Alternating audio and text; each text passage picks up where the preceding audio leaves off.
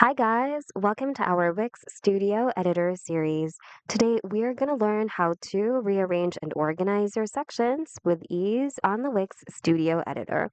Let's learn how to do it. On the Studio Editor, go to the Layers panel on the left.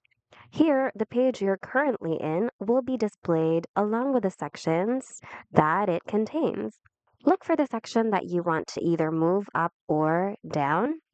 Just say, for example, this one, and then simply drag and drop that section to wherever you'd like it to be placed.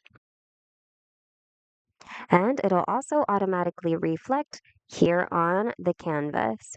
Another option for you to do that is to simply hover over the section you want to move, click the three dot icon here, and you can either move it up or down, depending on where you want it to be placed.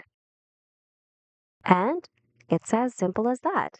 Hope this video was helpful. If you need more Wix tutorials, check out our channel and consider subscribing as well. Thanks for watching and see you guys in the next video.